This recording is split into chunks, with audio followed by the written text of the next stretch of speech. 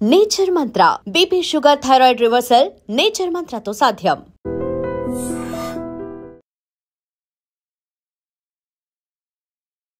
Welcome to iDream media. So general గా గురక చాలా మందిని ఇబ్బంది పెడుతూ ఉంటుంది. ఎందుకు ఈ ప్రాబ్లం, ఎవరిలో ఎక్కువగా చూస్తాము, ఇది ఎంత డేంజర్, సో దీనికి ఎలాంటి ట్రీట్మెంట్స్ ఉన్నాయి, పూర్తి వివరాలు తెలుసుకుందాం. మనతో పాటు శ్వాస hospitals founder and chairman, allergy, asthma, గురక వైద్య నిపుణులు డాక్టర్ విష్ణువేంద్ర రావు గారు ఉన్నారు. డాక్టర్ గారు నమస్తే. నమస్తే.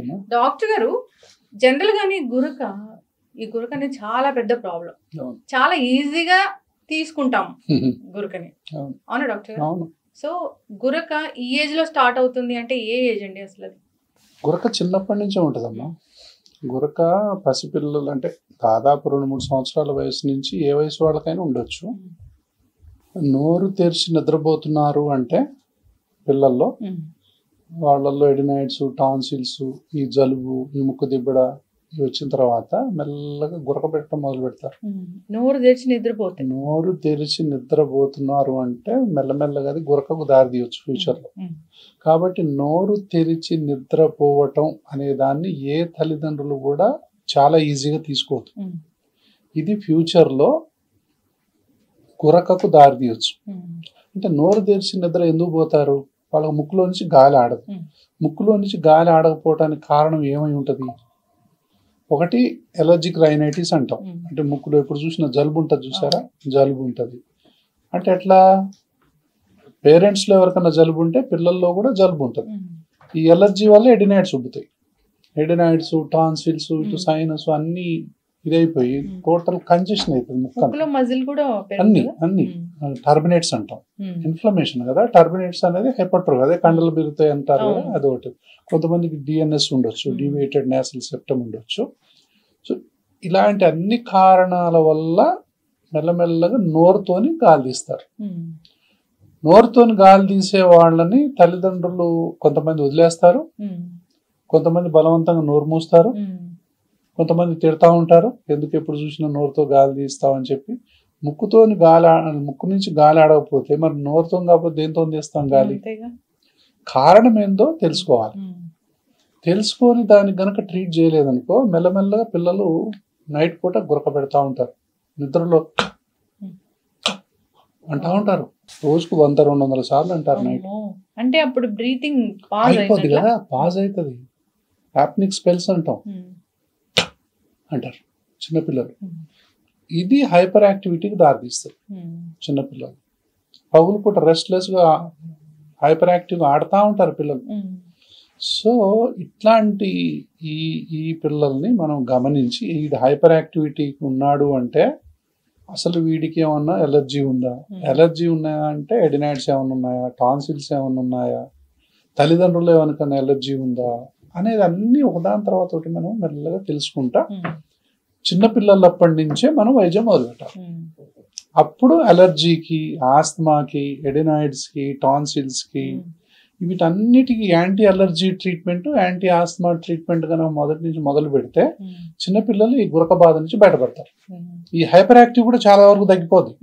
చాలా మంది హైపర్ యాక్టివ్ మీద ఫోకస్ పెడతారు కానీ గురక మీద కారణం హైపర్ యాక్టివ్ తీసిపోతారు, హైపర్ యాక్టివ్ మందులు వాడుతూ ఉంటారు, మీకు ఎన్నెన్నో హాస్పిటల్ తిప్పుతారు. బట్ హైపర్ యాక్టివిటీ మూల కారణం అలర్జీ కావచ్చు, అన్ట్రీటెడ్ అన్ఐడెంటిఫైడ్ అలర్జీ కావచ్చు.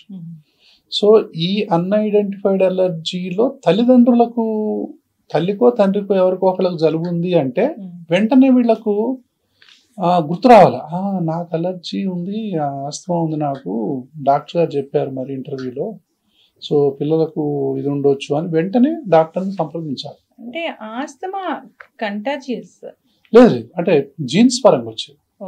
జీన్స్ హెరిడిటరీ ఉంటుంది. సో కాబట్టి ఈ గురక అనేది మెల్లగా పిల్లల నుంచే మొదలై ఇంకా అలా దాటిపోతుంటది. ఇంకా ఏజ్ అంటే ఏం లేదు. ఇప్పుడు ఒక 1 year బేబీ ఉందనుకోండి, అంటే ఎలర్జీ ఉందా లేదా అనే టెస్టులు చేయించాల్సిందేనా? అంటే క్లినికల్ గా తెలిసిపోతుంది హిస్టరీ పరంగా. 1 year ఎందుకమ్మా, 3-4 months, 4 months, 5 months ఉన్నా తెలుసుకోవచ్చు. అంటే చిన్నపిల్లలకి చీటికి మాడి జలుబు వస్తుంటది, హాస్పిటల్ చుట్టూ తిరుగుతూ ఉంటారు. ఏదో టానిక్లు వాడతారు, యాంటీబయాటిక్స్ వాడతారు, నెబులైజర్లు పెడతా ఉంటారు. ఇప్పుడు ఇంట్లోనే నెబులైజర్లు పెట్టుకుంటా ఉంటారు. ఎప్పుడు చూసినా హాస్పిటల్ని మార్చి మార్చి తిరుగుతూనే ఉంటారు.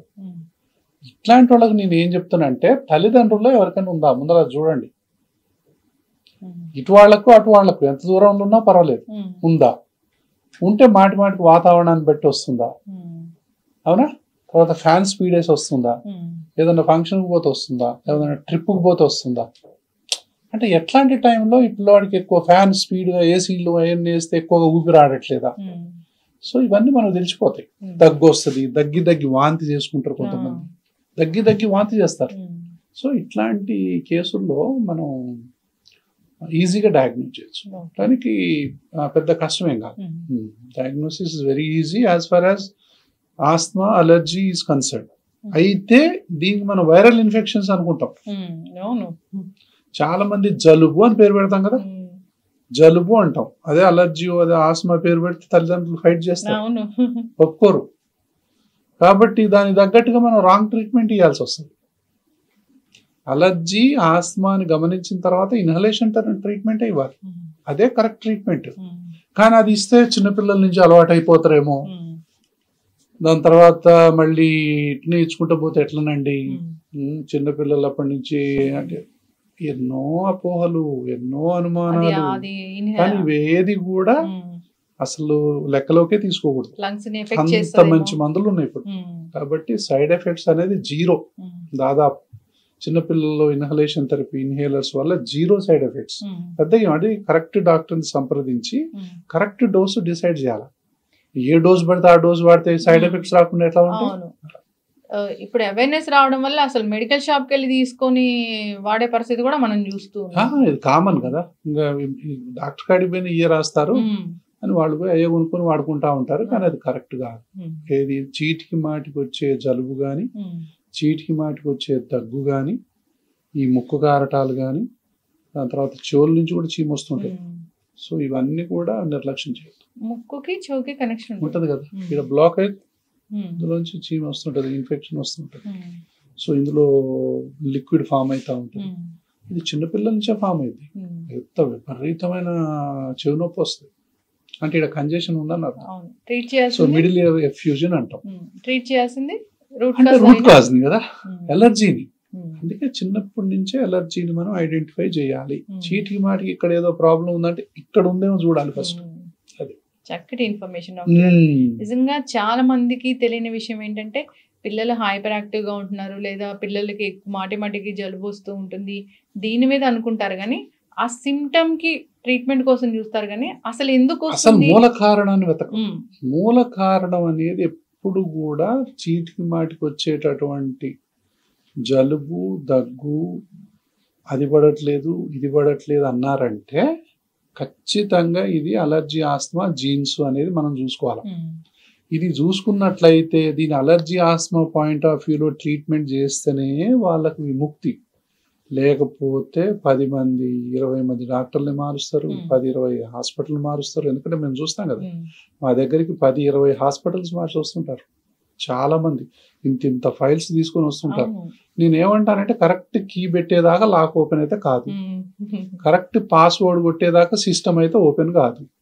ఆ కీ అనేది చాలా పెద్ద హాస్పిటల్లో దొరికిందా, చాలా చిన్న హాస్పిటల్లో దొరికిందా అనేది పాయింట్ కాదు, దొరికిందా లేదా అనేదే పాయింట్. ఎక్కడ అనేది పాయింట్. ఆ డాక్టర్ యొక్క నైపుణ్యాన్ని బట్టి, ఆ డాక్టర్ యొక్క డయాగ్నోస్టిక్ క్యాపబిలిటీని బట్టి, ఆ డిసీజ్ ప్రెజెంటేషన్ బట్టి, మనం చేసే టెస్టులను బట్టి ఆధారపడి ఉంటుంది తప్ప పెద్ద హాస్పిటల్ పోతే పెద్ద న్యాయం జరుగుద్దని, చిన్న హాస్పిటల్ పోతే అన్యాయం జరుగుద్దని ఏముండదు. మంచి డాక్టర్ అయితే చాలు. అంతే, మంచి డాక్టర్ అయితే చాలు, ఎక్కడ ఉన్నా పర్లేదు. డాక్టర్ గారు, ఇప్పుడు గురక వచ్చింది చిన్నపిల్లల్లో అన్నప్పుడు జనరల్ గా ఆ గురకకి ట్రీట్మెంట్ అంటే ఎట్లా ఉంటుంది? ఇప్పుడు ఇది అంటే గురకకు సంబంధించినంత వరకు అమ్మా, చిన్నపిల్లల్లో కూడా నేను చెప్పాను కదా. సో గురకకి ఇలా ఉంటే మనం ఇది ఎర్లీగా మనం గుర్తించి మనం టెస్ట్ చేసి వీళ్ళకి కూడా మనకు స్లీప్ స్టడీలు చేయొచ్చు. చిన్నపిల్లలకు కూడా సిప్యాప్లు గీప్యాప్లు వాడే పరిస్థితులు ఉన్నాయి. కానీ బట్ నా దృష్టిలో అంత అవసరం ఎప్పుడు రాలా. చిన్నప్పుడు అందుకే నేను ఏమంటానంటే ఎప్పుడు అలర్జీ గురించి, ఆస్మా గురించి, ఎడినాయిడ్ గురించి, టాన్సిల్ గురించి నేను మాట్లాడేటప్పుడు ఎర్లియర్ ది బెటర్ అంట నేను ఆల్వేస్. కొన్ని వందల వేల సార్లు చెప్తా. ఎంత తొందరగా పిల్లలకు జలుబు ఉంటే అంత తొందరగా చూపిస్తే అన్ని కష్టాల నుంచి మీరు దూరం అవుతారు. చిన్నపిల్లలు అన్ని బాధల నుంచి విముక్తి పొందుతారు, అన్ని కాంప్లికేషన్స్ నుంచి బయటపడతారు, ఎన్నో రకాల వైద్యాల నుంచి మనం బయటపడవచ్చు, ఎన్నో రకాల అనవసరమైనటువంటి టాన్సిల్ ఆపరేషన్లు, ఎడినాయిడ్ ఆపరేషన్లు, సైనస్ ఆపరేషన్ల నుంచి మనం బయటపడవచ్చు. చేయి దాటిన తర్వాత ఎవరికైనా కొన్ని సార్లు ఆపరేషన్లు తప్పవు. కాబట్టి తొందరగా వచ్చినట్లయితే ఈ ఎలర్జిక్ ఇన్ఫ్లమేషన్ ని మనం ట్రీట్ చేయొచ్చు. ట్రీట్ చేసి ఈ విధంగా ఓపెన్ చేసినట్లయితే ఖచ్చితంగా వాళ్లకు ఈ గురక, చిన్నపిల్లల్లో గురక చాలా ఈజీగా ట్రీట్ చేయొచ్చు వీళ్ళల్లో ముఖ్యంగా. సో చాలా అంటే ఎప్పుడు ఎడినాయిడ్స్ కానీ టాన్సిల్స్ కానీ తీయాలి అంటే ఎన్ని మందులు వాడినా తగ్గట్లేదు. తర్వాత స్లీపు, గురక, కొంచెం అబ్స్ట్రక్టివ్ స్లీప్ యాప్నియా లక్షణాలు ఉన్నాయి అంటా ఉన్నారు, చెవుల చీమొస్తా ఉంది, ముక్కు కారుతా ఉంటుంది, ఏ మందు పనిచేయట్లేదు. కాబట్టి అట్లాంటి కేసుల్లో 100 మందిలో 5 నుంచి 10 మందికి సర్జరీ తప్పదు. అట్లాంటి కేసుల్లో చేయాలి. మరి మిగతా కేసుల్లో మొత్తానికి కూడా earlier the better. So anti asthma treatment కనుక మనం వాడినట్లయితే ఇన్హేల్డ్ నాసల్ స్టీరాయిడ్స్ అంటాం, ఇన్హేల్డ్ కార్టికోస్టీరాయిడ్స్ అంటాం. అలా స్టీరాయిడ్ అనగానే పెద్ద భయం, అమ్మో స్టీరాయిడ్ అంటాను. సో స్టీరాయిడ్ అనేటప్పుడు నేనేం చెప్తానంటే ఒక్క టాబ్లెట్ ని 1000 ముక్కలో 2000 ముక్కలో చేస్తే ఒక్క ముక్కతోని ఒక్క పఫ్ తయారైంది. కాబట్టి ఒక టాబ్లెట్ ని 1-2 సంవత్సరాలు వాడినట్టు. కాబట్టి దాని మీద అపోహలు పెంచుకోవాల్సిన అవసరం లేదన్నమాట. చక్కటి ఇన్ఫర్మేషన్ డాక్టర్ గారు. పిల్లల్ని కూడా మనం తరచూ గమనిస్తూ ఉండాలి. గురక వస్తుంది అన్నప్పుడు ఖచ్చితంగా ట్రీట్మెంట్ అనేది ఉంది. ఇక చూస్తే టీనేజర్స్ లో కూడా మనం గురక చూస్తాం. టీనేజర్స్ లో గురకకి కారణాలు ఏంటి అంటే ఎవరికైనా అమ్మా ఇప్పుడు ఇదే ప్రాబ్లం పెద్ద అబ్స్ట్రక్టివ్ స్లీప్ యాప్నియాకు మెయిన్ కారణం ఏంటంటే అన్ఐడెంటిఫైడ్ అలర్జీస్, అన్ఐడెంటిఫైడ్ ఆస్తమా. ఇది మెల్లగా పెరిగి అబ్స్ట్రక్టివ్ స్లీప్ యాప్నియాకు దారితీస్తాయి జనరల్గా. ఇది నెంబర్ 1 కాజ్. ఇక్కడ దానికి మూల కారణం nasal allergies, tonsils, adenoids, sinus. ఈ చిన్నప్పుడు మనం వైద్యం చేయలేదనుకో టీనేజ్ లోకి ఎంటర్ అవుతాయి, టీనేజ్ లో కూడా చేయలేదనుకో అడల్ట్ లోకి ఎంటర్ అవుతాయి, అప్పుడు కూడా చేయలేదు. అయితేనే ఉంటాయి, ఇంకా ఎక్కడికి పోవి. సైనస్ ఇవన్నీ ఫిక్స్ అయిపోతాయి, ఇంకా నోరు తెరిచి నిద్రపోయి గురక పెడతా ఉంటారు. సో అట్లా ఇది కామన్ గురక, ఇది డాక్టర్ దగ్గర వెళ్ళాల్సిన గురక అని ఎలా తెలుస్తుంది? This is very important. అయితే మనం చూసారా ఒకప్పుడు బాగా కష్టపడి శారీరక కష్టం చేసేవాళ్ళు బాగా కష్టపడ్డ తర్వాత ఆదమరిచి నిద్రపోయేవాడు. చాలా గురక పెట్టి మైల్డ్గా మందరంగా అట్లా ఎంత గురక పెట్టినా ఎంతసేపు పెట్టినా ఏం కాదు. అది ఒకప్పటి వాళ్ళ గురక. ఇప్పుడు ఏంటి అంటే ఒబేసిటీ, ముక్కులన్నీ దిబ్బడేసిపోవటం, అతి నిద్ర, ఇక నైట్ అయిందంటే భయమయ్యేంత నిద్ర, భయమయ్యేంత గురక. అంటే అంటుంటారు, అంటే సింహనాదం చేసినట్టే గర్జన, సింహగర్జన అంటాం కదా, అట్లా ఉంటది. సో అంత భయంకరమైనటువంటి గురక. తర్వాత ఒక్కసారి ఉలిక్కిపడి లేవటం, చెమటలతో తడిచిపోవటం, దాని తర్వాత ఇది 10 సెకండ్స్ కంటే ఊపిరి స్తంభించిపోవటం, అంటే బ్రీత్ ఆగిపోద్ది, టోటల్గా ఆగిపోతుంది. చాలా కామన్, అంటే ఆగిపోతుంది బ్రీత్. ఆగిపోయిన తర్వాత పక్కన ఉన్న వాళ్ళ గుండె ఆగిపోతుంది. వాళ్ళు అప్పుడు ఇలా అని వాళ్ళని లేపుతా ఉంటారు. సో అటు తిరగండి, ఇటు తిరగండి, అది ఇది అని చెప్పి పక్కన వాళ్ళు భయపడతారు. కాబట్టి డాక్టర్ని సంప్రదించాల్సింది ఒక వ్యక్తి గురక పెడుతున్నప్పుడు అంటే ఎప్పుడంటే, ఒకటి విపరీతమైన లా ఉన్నారా లేదా, మెడ విపరీతంగా లా ఉందా లేదా, తర్వాత ఈ వేస్ట్ కూడా లా ఉందా లేదా, అంటే 40 సెంటీమీటర్స్ కంటే ఎక్కువ లావు, 40 సెంటీమీటర్ అంటే 16 ఇంచుల కంటే ఎక్కువ చుట్టుకొలత వేసుకోవాలి మనం. 16 ఇంచులు 17 ఇంచుల కంటే ఎక్కువ ఉందంటే ఇక గురక వస్తున్నట్టే. సో ఇది ఈ విధంగా. సో ఇక్కడ వేస్ట్ 40 ఇంచుల కంటే ఇది ఎక్కువ ఉన్నా, దాని తర్వాత ఎంత తెరిచినా లోపల అన్ని కనపడాలా, నాలుగు తప్ప ఏం కనపడదు. అంటే మనం హెల్దీ హ్యూమన్ నోరు తెరిచినప్పుడు అన్ని కనపడాలి లోపల, ఓ అన్ని కనపడుతుంటాయి. ఏం కనపడవు, ఒక నాలుగే కనపడుతుంటాయి అంతసేపు. అది విపరీతమైన గురక నైట్ పూట, అంటే డోర్ క్రాస్ అయ్యి కూడా బయట వాళ్ళకి వినపడతా ఉంటుంది. తర్వాత పగులు పూట విపరీతంగా నిద్ర, అది డ్రైవింగ్ చేస్తున్నా, టీవీ చూస్తున్నా, పేపర్ చదువుతున్నా, మాట్లాడుతున్నా, కాసేపు అన్నం తిన్న తర్వాత కొంచెం రెస్ట్ తీసుకున్నా, సిగ్నల్ దగ్గర కూడా నిద్రపోతారు. ఎందుకు డాక్టర్ గారు? నైట్ పూట నిద్ర ఉండదు. గురకుండేవాళ్ళు గురకుండేవాళ్ళు చాలా బాగా నిద్రపోతున్నారు అనుకుంటారు. గురక ఉన్న వాళ్ళకి అది నిద్ర కాదు, అది ఫ్రాగ్మెంటెడ్ స్లీప్ అంటాం. నిద్ర డిస్టర్బ్ అవుతా ఉంటది. ఎందుకంటే ఈ గురక పెట్టినప్పుడల్లా ఈ ఫారింజియల్ వాల్స్, ఈ ఎయిర్వే ఏదైతే ఉందో కొలాప్స్ అవుతుంది. ఎప్పుడైతే అంటే నిద్రలో పోగానే మజిల్స్ అన్ని మనకు రిలాక్స్ అయ్యి పక్కన పడిపోద్ది. అట్లా పడకూడదు. అంటే నిద్రలో కూడా కొంచెం ఓపెనే ఉంటాయి. వీళ్ళకి ఏమవుతుంది, ఈ గురక ఉన్న పంటతో పడిపోద్ది, ఇప్పుడు గాలి పోదు.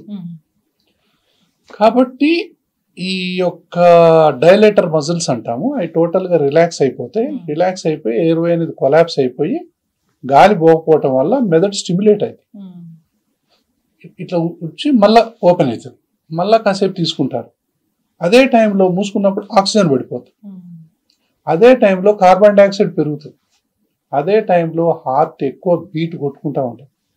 అదే టైంలో ఎడ్రినలిన్, నార్ ఎడ్రినలిన్, సింపథెటిక్ సిస్టమ్ యాక్టివ్ అవుతుంది. యాక్టివ్ అయ్యి మొత్తం గుండె ఏట్రల్ ఫిబ్రిలేషన్ అంటాం, అట్లా కొట్టుకుంటా ఉంటుంది. అప్పుడు చెమటలు వస్తుంటాయి మనకు. అంటే ఈ గుర్రక ఎప్పుడు డాక్టర్ కాడికి పోవాలి అంటే అతి నిద్ర, విపరీతమైన గురక, దాని తర్వాత అతి నిద్ర, లావు, బాగా ఒబేసిటీ. ఈ ఒబేసిటీని చెప్పానుగా, మెడలావు, వీటన్నిటితో గుర్తుపట్టవచ్చు మనం. ఇట్లాంటి వాళ్ళు వెంటనే డాక్టర్ దగ్గరికి పోవాలి.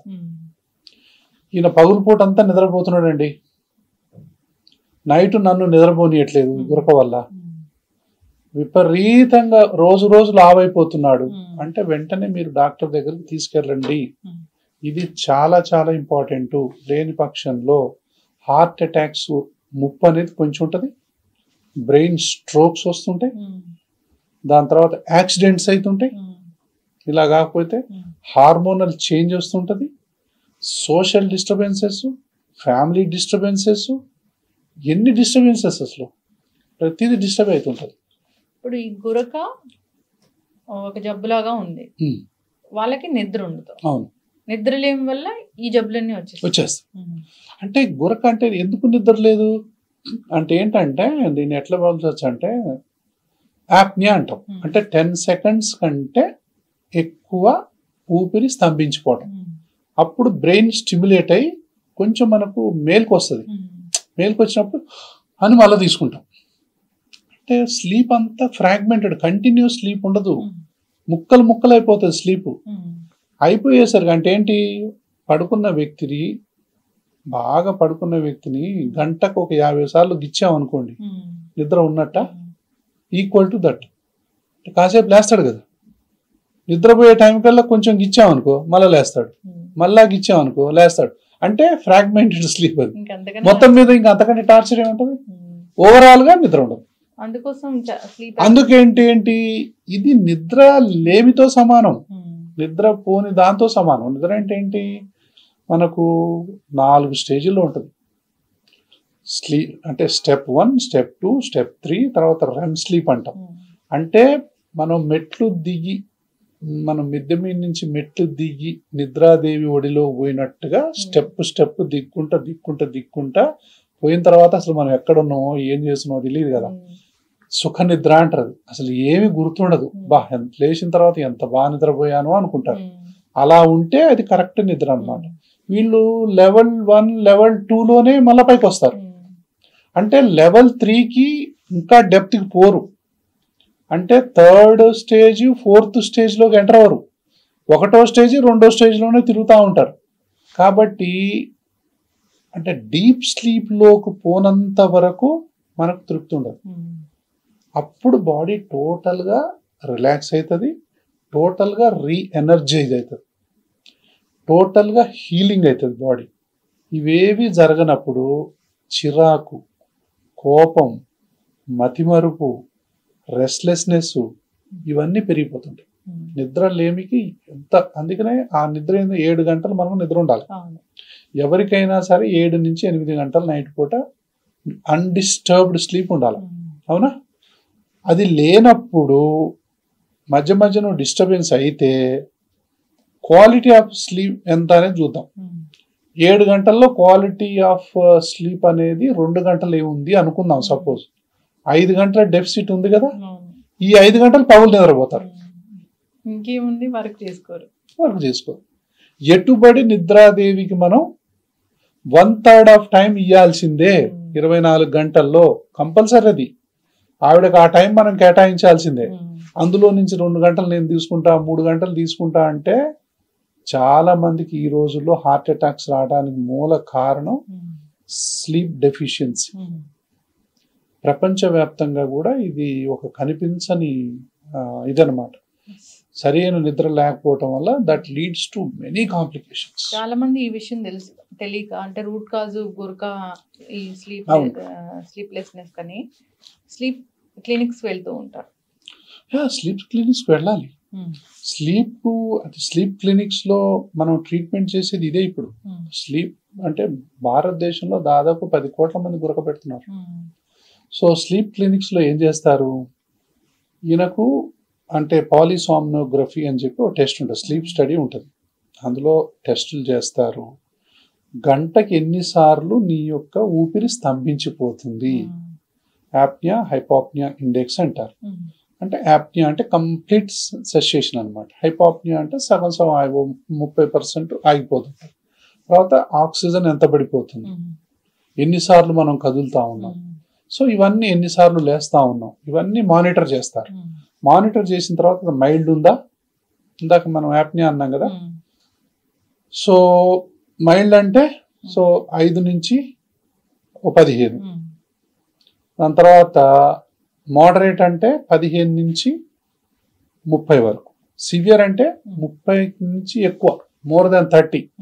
ఏంటివి more than 30 times apnea episodes వస్తాయి వాళ్ళకి గంటకి. ఇది గంటకి కొంతమందికి 100 సార్లు ఉంటుంది, 100 ఉంటుంది యాప్నియా ఎపిసోడ్స్ అనేవి, 100 ఉంటాయి. అంటే ఏంటి, ఇంకా వాళ్ళకి ఏమి నిద్ర లేనట్టే లెక్కగా. వాళ్ళకు అప్పుడు ఈ దశను తీసుకొని వాళ్లకు స్టేజ్ 1 ఉందా, స్టేజ్ 2ఆ, స్టేజ్ 3ఆ, అంటే మైల్డా, మోడరేటా, సివియరా, దీన్ని బట్టి ఏది మందు వాడాలి, ఏం ట్రీట్మెంట్ చేయాలి అనేది ఇంపార్టెంట్. అంటే స్టేజ్ మైల్డ్ ఉందనుకోండి, వాళ్ళకి ఎలర్జీ ఉందనుకోండి, ఎలర్జీకి ట్రీట్మెంట్ చేస్తే సరిపోతుంది. ఇవి ముక్కులు ఉన్నాయి, జలుబు ఉంది, తుమ్ములు ఉంది, కొంచెం సైనస్ ఉంది, కొంచెం ఇవి ఉన్నాయంటే మనం యాంటీ ఎలర్జీ మెడికేషన్స్ తోని ఓపెన్ చేయొచ్చు. ఆ గురక చాలా మంది తగ్గిపోద్ది.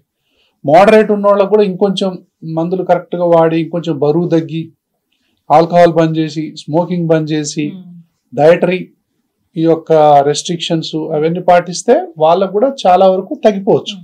ఇక సివియర్ ఉన్న వాళ్ళకు ఎన్ని ప్రయత్నాలు చేసినా తగ్గకపోతే సిప్యాప్ అని ఉంటుంది, ఆ మిషన్ పెట్టక తప్పదు. అంటే దాన్ని ఇట్లా పెట్టాలి మిషన్.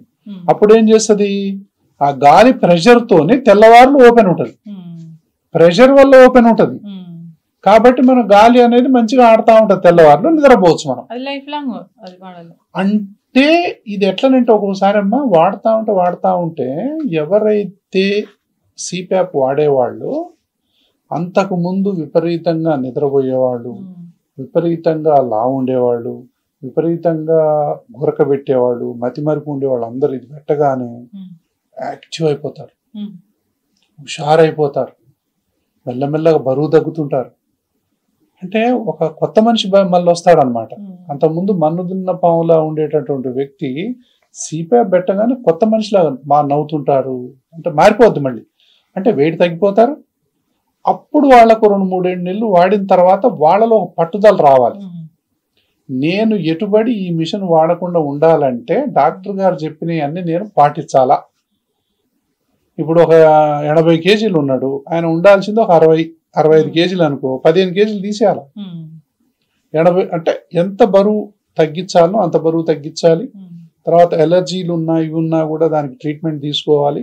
ఆల్కహాల్, స్మోకింగ్లు అవి ఇవి ఏమైనా ఉంటే బంద్ చేసుకోవాలి. ఫిట్నెస్ అనేది బాగా. తర్వాత దీనికి గురకకు సంబంధించిన కొన్ని ఎక్సర్సైజ్లు కూడా ఉంటాయి. అంటే మయోఫేషియల్ ఎక్సర్సైజెస్ అంటాం. ఇప్పుడు అందులో అతి ముఖ్యమైనది ఏంటంటే నాలుక. ఎంతసేపు అట్లా ఒక 15 seconds అట్లా బయటకు ఉంచుతాం. దాని తర్వాత ఈ నాలుకని ఇట్లా 15 seconds ఇట్లా మళ్ళీ కిందికి పైకి. అంటే నాలుకని ఎంత మనం బలంగా బయటకు తీసుకొస్తే అంత ఎక్సర్సైజ్ అయింది దానికి. నాలుక నొప్పిలేస్తుంది. ఆ ఎక్సర్సైజ్ ఎంత చేస్తే ఆ జీనియో గ్లాసెస్ అనే మజిల్ ఉంటుంది. ఆ మజిల్ మంచిగా టోన్ అవుతుంది. టోన్ అయ్యి ఈ ఇందాక చెప్పాను కదా కొలాప్స్ అయింది అనేది, కొలాప్స్ కానివ్వకుండా చూస్తుంది. కాబట్టి ఈ ఎక్సర్సైజ్లు ఇంకా చాలా రకాలు ఉంటాయి. ఈ ఎక్సర్సైజ్ చేసుకోవాలి, ఫుడ్ మెయింటైన్ చేయాలి, ఎలర్జీలు ఆస్తమాలు ఉంటే తగ్గించుకోవాలి, బరువు గిరువు అంతా అంటే చేసుకున్నట్లయితే మెల్లమెల్లగా ఇది వాడాల్సిన పరిస్థితి నుంచి కూడా కొంతమంది బయటపడతారు. ఎంతకు తగ్గలేదు, నేను బరువు తగ్గను డాక్టర్ గారు, మీరు ఏమన్నా చెప్పండి, నేనైతే తగ్గడానికి పెట్టుకోక తప్పదు. లేదా పెట్టుకోకపోతే ఏమైంది, గురక వస్తుంది, మతిమరుపు వస్తుంది, ఇంట్లో పక్కన ఎవరు నిద్రపోరు, అన్ని కాంప్లికేషన్స్ అన్ని వస్తాయి, హార్ట్ అటాక్స్ వస్తాయి, అన్ని వస్తాయి. సో ఎప్పుడైతే మనం ఈ మిషన్ పెడతామో హ్యాపీనెస్ అన్ని మాయమైపోతాయి, గురక అనేది సైలెంట్ అయిపోతుంది, పక్కన ఉన్న వాళ్ళకు ఆరోగ్యం బాగుంటుంది. ఫస్ట్ ఇది తెలియక గురక ఒక ప్రాబ్లము, ఒక severe problem, severe health issue అని తెలియక నిద్రలోనే హార్ట్ అటాక్ వచ్చి చనిపోయిన వాళ్ళని చాలా మంది. ఇంకోటి చెప్తానమ్మా, ఎవరైతే గురక పెడుతున్నారో, ఎవరైతే అతి నిద్రకు గురి అవుతున్నారో, ఎవరైతే దాని తర్వాత ఒబేసిటీగా ఉన్నారో, ఎవరిలోనైతే బీపీ ఎంతకు కంట్రోల్ కావట్లేదు, ఎవరిలోనైతే షుగర్ ఎంతకీ కంట్రోల్ కావట్లేదు, ఎవరిలోనైతే కొలెస్ట్రాల్ ఎంతకీ కంట్రోల్ కావట్లేదు, లైపిడ్ ప్రొఫైల్స్ ఎంతకీ కంట్రోల్ కావట్లేదు, వీళ్ళందరికీ ఫస్ట్ గురకుందా లేదా చూసుకోండి. ఇన్ని కోమార్బిడిటీస్ కూడా ఉంటాయి. అసలు ఎవరికైనా బీపీ ఉంది అంటే ముందర మీరు నైట్ పూట నిద్ర గురకుందా లేదా చెక్ చేసుకోవాలి. మీకు డయాబెటీస్ ఎన్ని మందులు వాడినా తగ్గట్లేదు అంటే నైట్ పూట అసలు గురకుందా లేదా చూడాలి. సో ఇప్పుడు నాకు గురకుందో లేదో కొంతమంది ఒంటరిగానే ఉండేవాళ్ళు ఉంటారుగా, మరి వాళ్ళకి ఎట్లా తెలియాలి? ఇప్పుడు ఏంటంటే స్మార్ట్ ఫోన్ ఒకటి పెట్టి అక్కడ రికార్డ్ బటన్ నొక్కి నిద్రపోవాలి. నిద్రపోయిన తర్వాత అది తీసుకొచ్చి డాక్టర్కి చూపించాలి. అది చక్కగా రికార్డ్ చేస్తుంది. దాన్ని బట్టి వెంటనే చెప్పేయచ్చు, నీ బీపీ తగ్గపోవటానికి కారణం ఏంటి, నీ షుగర్ తగ్గపోవటానికి కారణం ఏంటి, నీ బరువు తగ్గపోవటానికి కారణం ఏంటి. సో ఇవన్నీ మనకు తెలిసిపోతాయి. ఓకే, అయితే గురక సౌండ్ ని బట్టి అది ఎంత క్రానిక్ అనేది తెలుసుకోవచ్చా మనం? అంటే గురక జనరల్ గా అంటే కొంతమంది గురకే ఉండదు, అబ్స్ట్రక్టివ్ స్లీప్ యాప్నియాలో ఎప్పుడూ గురక ఉండాల్సిన అవసరం లేదు. కానీ గురక అనేది అంటే దాని స్థాయి అనేది రకరకాలు ఉంటుంది. ఆ రూమ్ వాళ్ళు డిస్టర్బ్ అవుతారు, పక్క రూమ్ వాళ్ళు డిస్టర్బ్ అవుతారు, పక్కింటి వాళ్ళు కూడా డిస్టర్బ్ అవుతారు. అంత స్థాయిలో గురక ఉంటుంది. కొంతమందికి గురక ఉండకపోవచ్చు, అయితే వాళ్ళలో అతి నిద్ర ఉంటుంది, వాళ్ళలో అదే సైలెంట్ గా బీపీ, సైలెంట్ గా డయాబెటీస్, సైలెంట్ గా హార్ట్ అటాక్స్, అంటే హార్ట్ డిసీజెస్, హార్ట్ ఫెయిల్యూర్స్, అంటే ఎరిథ్మియాస్ అంటాం, అంటే అది లయబద్ధంగా కొట్టుకోకపోవటం, ఇవన్నీ వస్తున్నాయి అంటే వీళ్ళకి గురక టెస్ట్ చేయాలి ఫస్ట్. ఎవరైనా సరే నాకు ఎప్పుడు చూసినా నిద్ర వస్తుందంటే ఫస్ట్ గురక టెస్ట్ చేయాలి. ఎప్పుడు ఎక్కడ పడితే అక్కడ నిద్రపోతున్నారు కానీ గురక లేదు అంటే స్లీప్ స్టడీస్ తెలిసిపోద్ది అంతా. హెల్తీ ఇండివిజువల్ ఒకసారి వెళ్ళి చేయించుకుంటే అంటే ఎవరైనా సరే, ఇప్పుడు చాలా మందికి ఎట్లనంటే అమ్మ ఎవరు చేయించుకోవాలంటే కొంతమందికి అలర్జీలు ఉంటాయి, సైనస్ ఉంటది, బ్రాంకైటిస్ ఉంటది, వాతావరణం అది పడట్లేదు ఇది పడట్లేదు అంటా ఉంటారు కదా. వాళ్ళు ఒబీస్ ఉన్న వాళ్ళల్లో ఊరికే అంటే పగులు కాగానే విపరీతమైన నిద్ర వస్తున్నా మనం మాట్లాడుతుంటాం నిద్రపోతుంటారు, పేపర్ చదువుతూ నిద్రపోతుంటారు, డ్రైవింగ్ చేస్తుంటే నిద్రపోతుంటారు, ఎక్కడ పడితే అక్కడ నిద్రపోతుంటారు. ఎక్కడ పడితే అక్కడ నిద్రపోతున్నారు అంటే స్లీప్ స్టడీ చేయించుకోండి, మీకు గురక ఉండొచ్చు. గురకకి ఇప్పుడు మంచి మందులు అందుబాటులో ఉన్నాయి. గురకకు ఇప్పుడు మిషన్ ద్వారా కూడా మనం సిప్యాప్ అనే మిషన్ ద్వారా కూడా ట్రీట్మెంట్ చేయొచ్చు. లైఫ్ స్టైల్ మోడిఫికేషన్స్ అనేవి చేసుకోవాలి. దానికి సంబంధించినటువంటి కొన్ని ఎక్సర్సైజులు కూడా ఉంటాయి. కాబట్టి ఇవన్నీ గనక మనం తెలుసుకోకుండా గురక అంటే ఒక నవ్వులాట. అవునా? గురక అనేది ఎంత మాత్రం నవ్వులాట కాదు. గురక అనేది ఒక సీరియస్ మెడికల్ హెల్త్ ప్రాబ్లం. ప్రపంచవ్యాప్తంగా అత్యంత భయంకరమైన ప్రాబ్లం ఏదైనా ఉంది అంటే ఇప్పుడు గురకనే. దాదాపు అమెరికాలో ఒక 10 మందిని తీసుకుంటే 4-5 గురక పెడుతున్నారు. మన దేశంలో 2-3 గురక పెడుతున్నారు. అంటే లిటరల్ గా ప్రపంచం అనేది గురకలోకి వెళ్ళిపోతుంది. ఎందుకు? మారుతున్న జీవన విధానాలు, మారుతున్నటువంటి ఫుడ్ హ్యాబిట్స్, తర్వాత ఎక్సర్సైజ్ లేకపోవటాలు, తర్వాత ఆ డిజిటల్ స్క్రీన్ ముందు గంటలు కూర్చోటాలు, సెల్ ఫోన్ పట్టుకున్నామంటే ఎక్సర్సైజ్ మర్చిపోతాం, చదువు మర్చిపోతాం, ఆ నడవటం అనేది మర్చిపోతాం. అన్ని మర్చిపోయి కోట్లాది గంటలు, లక్షలాది గంటలు మనం డిజిటల్ స్క్రీన్ ముందు ఉండటం వల్ల ప్రతి ఒక్కళ్ళు ఒబేసిటీ అనేది ఒక ఎపిడమిక్ వస్తుంది.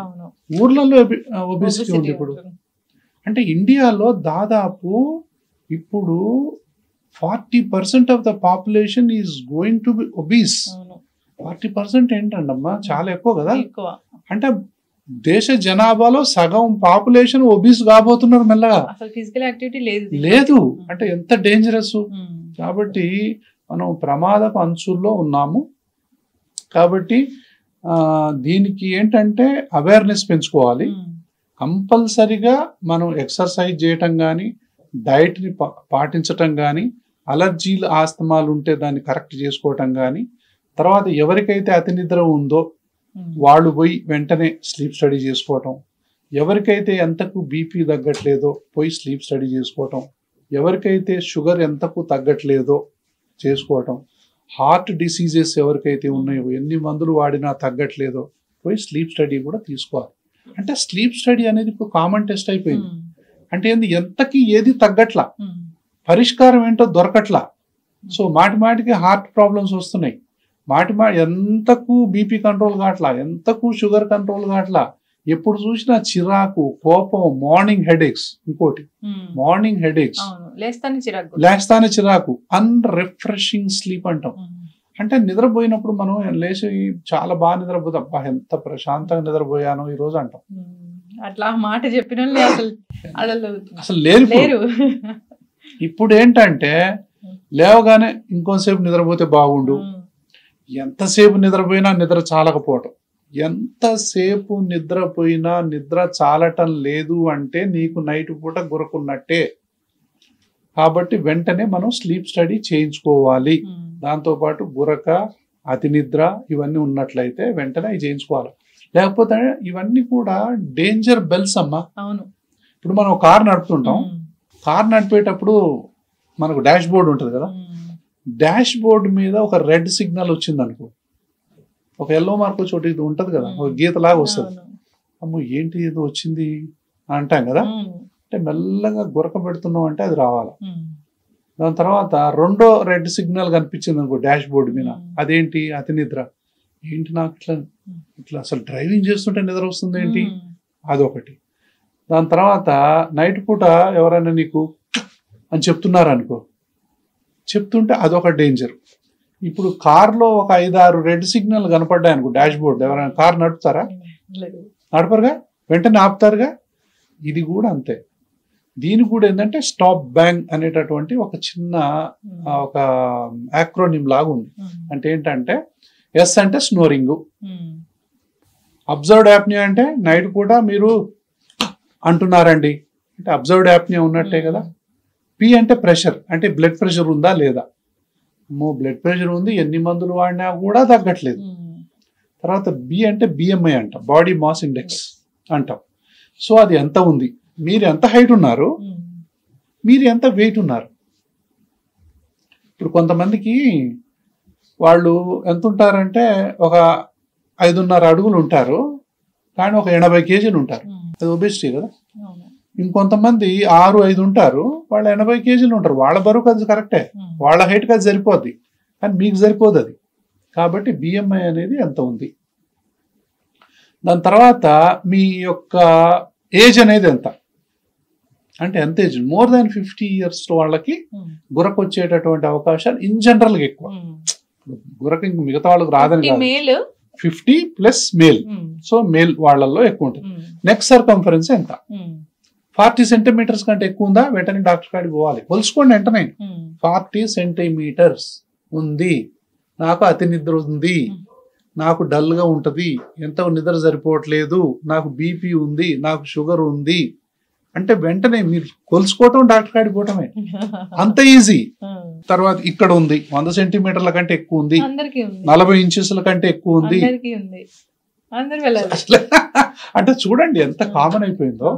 సో కాబట్టి నోరు తెరిచి చూసుకోండి, అద్దంలో పోయి అని చూసుకోండి. ఎంత తెరిచినా కూడా లోపల కనపడట్లేదు అంటే, అతి నిద్ర ఉంది అంటే, BP ఉంది అంటే, గురకు ఉంది అంటే వెంటనే వెళ్ళిపో. ఎవరు వస్తున్నారు డాక్టర్ గారు, అంటే మెన్ వస్తున్నారా ఉమెన్ వస్తున్నారా ఎక్కువ గురక ప్రాబ్లం? ఇప్పుడు మెనోపాజ్ అయిపోయిన తర్వాత మెన్ ఉమెన్ ఈక్వల్. సో చాలా మందికి గురక ప్రాబ్లం అనేది అసలు గురక లేని ఇల్లు లేదు అంటే ఆశ్చర్యం కాదేమో అనిపిస్తుంది నాకు. అంటే మోర్ దాన్ 50 years ఉన్న వాళ్ళలో చాలా మందిలో గురక అనేది ఇప్పుడు వెరీ వెరీ కామన్ ప్రాబ్లం. అసలు అన్ఐడెంటిఫైడ్ హార్ట్ అటాక్స్ కానీ, హార్ట్ ప్రాబ్లమ్స్ కానీ, బీపీలు కానీ, షుగర్లు కానీ మూల కారణం గురకే. దీన్ని కనుక మనం కరెక్ట్ చేసినట్లయితే ఈ గురకని, అంటే రెస్పిరేటరీ బ్రీదింగ్ సిస్టమ్ని కనుక కరెక్ట్ చేస్తే ఈ మనం చెప్పుకున్న ప్రాబ్లమ్స్ అన్ని పోతాయి. హార్ట్ అటాక్ ముప్పు అనేది తగ్గిపోద్ది, BP అనేది కంట్రోల్లోకి వస్తుంది, షుగర్ అనేది కంట్రోల్లోకి వస్తుంది, ఒబేసిటీ అనేది కంట్రోల్లోకి వస్తుంది, హుషారైపోతారు, యాక్సిడెంట్ కూడా తగ్గిపోతాయి. మరి ఆ స్టేజ్ లో తెలియలేదు, చాలా పెద్ద స్టేజ్ లో క్రానిక్ అయినాక తెలిసింది. ఏ స్టేజ్ లో అయినా సరే ఇప్పుడు బాగా ఇప్పుడు సర్జరీ. ఇంకోటి ఏంటి, ఒకటి CPAP అని చెప్పాం, మరి ఇంకేమేమి మోడాలిటీ, కొన్ని మ్యాండిబులర్ అడ్వాన్స్మెంట్, కొన్ని ఇన్స్ట్రుమెంట్స్ ఉంటాయి, అంటే దీన్ని ముందుకు లాగుతారు, కొంతమంది టంగ్ లాగుతారు, రకరకాల ఇన్స్ట్రుమెంట్స్ ఉన్నాయి దీనికి, కానీ ఏవి కూడా సక్సెస్ఫుల్ కావు. ద బెస్ట్ అంటే CPAP మిషన్. తర్వాత ఇప్పుడు ఎడినాయిడ్స్ ఉన్నాయి, ఎడినాయిడ్స్ తీసేయటం, టాన్సిల్స్ ఉన్నాయి, టాన్సిల్ తీసేయటం, సైనస్ ఉంది, సైనస్ క్లీన్ చేసుకోవటం, ముక్కు ఇట్లా దూరం వంకర ఉంది దాన్ని తీసుకోవటం, టర్బినేట్ చాలా చాలా పెద్ద గుప్పినాయి దాన్ని తీసేయటం. తర్వాత అలర్జిక్ రైనైటిస్ ఉంది, యాంటీ అలర్జిక్ మెడిసిన్స్ వాడటం. దాని తర్వాత ఆస్మా ఉంది, ఆస్మాకు కరెక్ట్ మందులు వాడుకోవటం. తర్వాత ఇట్లా కనుక మనం చేసినట్లయితే ఇది ఒకటి. అంటే సర్జరీస్ కి ఆ ప్యాలెట్ ఉంటుంది పైన, ఆ ప్యాలెట్ కట్ చేస్తారు, లోపల ఉన్న ఫ్యాట్, రకరకాల ప్రొసీజర్స్ ఉన్నాయి, కానీ ఏ సర్జికల్ ప్రొసీజర్ కూడా 100% రిజల్ట్స్ ఇవ్వదు. అన్నిటికంటే ఉత్తమం ఏంటి, ఎవరిలోనైతే చిన్నప్పటి నుంచి అలర్జీ ఉందో, ఆస్మా ఉందో, సైనస్ ఉందో, బ్రాంకైటిస్ ఉందో, వీళ్ళందరూ మళ్ళొకసారి డాక్టర్ గాడికి పోయి తొలి దశలోనే నువ్వు గురక పెడుతున్నావు అని చెప్పి మీ ఫ్రెండ్ చెప్పినా, మీ వైఫ్ చెప్పినా, మీ పిల్లలు చెప్పినా వెంటనే డాక్టర్ని సంప్రదించి అలర్జీ ఉందా, ఆస్మా ఉందా, సైనస్ ఉందా అన్ని చూసుకొని వాటిని క్లీన్ చేసుకోవటం అంత ఉత్తమం ఇంకోటి లేదు. ఆస్తమా ఉంటే తగ్గదు కదా డాక్టర్? ఎందుకు తగ్గదమ్మా, ఆస్మాకున్న బెస్ట్ ట్రీట్మెంట్ ఇప్పుడు దేనికి లేదు. ఆస్మా అంటే ఇదే కదా, అంటే మన బ్రాంకియల్ ట్యూబ్స్ లో ఇన్ఫ్లమేషన్ ఉంటది. ఈ ఇన్ఫ్లమేషన్ ఈ విధంగా చేసే అద్భుతమైన వైద్యాలు ఇప్పుడు అందుబాటులో ఉన్నాయి కదా, దే లీడ్ నార్మల్ లైఫ్. ఇప్పుడు కోవిడ్ టైంలో ఎంత మంచి వైద్యం ఉందంటే ఆస్మాకి, వాళ్ళు they can lead near normal life. అంత మంచి వైద్యం ఇప్పుడు ఆస్తమాకి అందుబాటులో ఉంది. శ్వాస హాస్పిటల్ యొక్క ముఖ్య ఉద్దేశం అదే. అలర్జీ కానీ, ఆస్తమా కానీ, గురక కానీ, అటు పసిపిల్ల నుంచి మొదలు పెట్టుకుంటే పండు ముదుసలి వరకు, అంటే వాళ్ళు తిరిగి సాధారణ జీవితం గడిపేలాగా మనం ట్రీట్మెంట్స్ ఇవ్వచ్చు. అంత మంచి మందులు ఉన్నాయి ఇప్పుడు. అంటే శ్వాస హాస్పిటల్ ఒక్కటి లేదని చెప్పట్లా, ఎక్కడైనా ప్రపంచవ్యాప్తంగా అలర్జీ, ఆస్మాకు మంచి వైద్యం ఇప్పుడు అందుబాటులో ఉంది. కాకపోతే సరి అయినటువంటి డాక్టర్ని ఎంచుకొని, సరి అయిన పరీక్షలు చేయించుకొని, సరి అయినటువంటి మందులు వాడినట్లయితే, ఎంతకాలం వాడాలో అంతకాలం, వాడే విధానం ఏందో తెలుసుకొని ఆ విధంగానే వాడటం. మంచి మందు వాడతావు, వాడటం ఎట్లో తెలియదు, రిజల్ట్ రాదు. అప్పుడు మనం మందునన్నా వంక పెడతాం, డాక్టర్నన్నా వంక పెడతాం, అంతే కదా. కానీ మన వాడే విధానం తప్పని తెలియదు. 100%. ఇప్పుడు ఒక మందు ఒకసారి రాస్తే చాలా మంది కూడా ఇప్పుడు Inhalers. ఇన్హేలర్స్ డాక్టర్ అప్పుడు ఎప్పుడో రాసింది 3 ఏళ్ల క్రితం అని ఇప్పటికీ వాడుతూనే ఉంటారు. 10 ఏళ్ల కింద రాసిన వాళ్ళు కూడా వాడుతున్నారు. అది ఎట్లా 10 ఏళ్ల డాక్టర్? నుంచి. అది చాలా తప్పు యాక్చువల్ గా. మేమేమంటామంటే జనరల్ గా సంవత్సరానికి అంత మొత్తం కంట్రోల్ అయిపోయిన తర్వాత ఈ విధంగా ఉన్నాయి. జనరల్ గా 3 నుంచి 6 నెలల లోపు చాలా వరకు చాలా మంది మంచి కంట్రోల్ అయింది. తర్వాత ఫాలో అప్ ఎట్లా ఉండాలంటే సంవత్సరానికి కనీసం 2 సార్లు అన్న రావాలి. మినిమం 2 times అన్నా వచ్చి చూపించుకోవాలి. ఎందుకు? ఆ సందర్భంగా వాళ్ళకి ఎంత అలర్జీ ఉంది, ఎంత ఆస్మా ఉంది, వాళ్ళకి ఎంత అబ్స్ట్రక్షన్ ఉంది ఇంకా అనేది తెలుసుకోవచ్చు. వ్యాక్సిన్స్ వేయచ్చు. ఎస్, ఇన్ఫ్లుయెన్జా వ్యాక్సిన్ కానివ్వండి, న్యూమోకోకల్ వ్యాక్సిన్ కానివ్వండి, మాటికి రాకుండా ఇట్లా కాకుండా వైరల్ ఇన్ఫెక్షన్స్ కు బ్యాక్టీరియల్ ఇన్ఫెక్షన్స్ రాకుండా మనం వ్యాక్సిన్స్ చేయొచ్చు. దాని తర్వాత మనం ఆ పల్మనరీ ఫంక్షన్ టెస్ట్ అని చెప్పి వీటి యొక్క పేటెన్సీ ఎంత ఉంది అనేది తెలుసుకోవచ్చు. తర్వాత ఇంకా ఏమన్నా ఉన్నా కూడా మనం అడ్వైస్ అసలు వాళ్ళు ఎట్లా వాడుతున్నారో చెప్పొచ్చు. వాళ్ళకు నైట్ పూట నిద్ర డిస్టర్బ్ అవుతుందా లేదా, రారు. అంటే నేనేమంటానంటే రాకపోవటానికి కూడా కొన్ని వందల కారణాలు ఉండొచ్చు. దీన్ని ఆస్తమా అవుట్కమ్ మెజర్స్ అంటాం. అంటే దీన్ని ఇప్పుడు నేను ఏదైతే చెప్తున్నానో అది మీరు చూసుకోండి. ఒక ఆస్తమా పేషెంట్ ఉన్నాడు, నైట్ నిద్ర లేదు, పగులు ఏ పని చేయలేడు, పిల్లలు స్కూల్కి పోలేరు, ఒక రోజు పోతే 3 రోజులు ఆబ్సెంట్ అవుతున్నారు, ఒక ఆయన పనికి పోతే ఒక రోజు పోతే 3 రోజులు పనికి పోవట్లేదు, తెల్లవారులో నిద్ర లేదు, ఎప్పుడు చూసినా దగ్గు, ఎప్పుడు చూసినా జలుబు, ఎప్పుడు చూసినా ముక్కు గారడం, ఇలా ఉంది. మనం ట్రీట్మెంట్ ఇచ్చాం. ట్రీట్మెంట్ ఇచ్చిన తర్వాత ఈ విధంగా అయ్యాడు. అవుట్కమ్ మెజర్స్ ఏదైనా ఒక డాక్టర్ ఇస్తే, కరెక్ట్ వైద్యం ఇస్తే ఎట్లా ఉండాలంటే నైట్ పూట నిద్ర డిస్టర్బ్ అవుతుంది. నెంబర్ 1. పగులు పూట ఏ పని చేసినా కూడా ఆయాసం రాకూడదు. తర్వాత అతని యొక్క లంగ్ ఫంక్షన్ అనేది మిగతా వాళ్ళకి ఎలా ఉంటుందో దాదాపులో అలాగే ఉండాలి. దాని తర్వాత ఈ మాటికి కొట్టుకునే ఇన్హేలర్స్ వాడాల్సిన అవసరం రాకూడదు. చీటికి అడ్మిషన్లు ఉండకూడదు. మాటికి హాస్పిటల్కి పోవాల్సిన అవసరం ఉండకూడదు. ఎవరికైతే ఇవన్నీ ఉంటాయో వాళ్ళు హాస్పిటల్కి పోవాల్సిన అవసరం అంతగా ఉండదు. దీని అవుట్కమ్ మెజర్స్ అంటాం.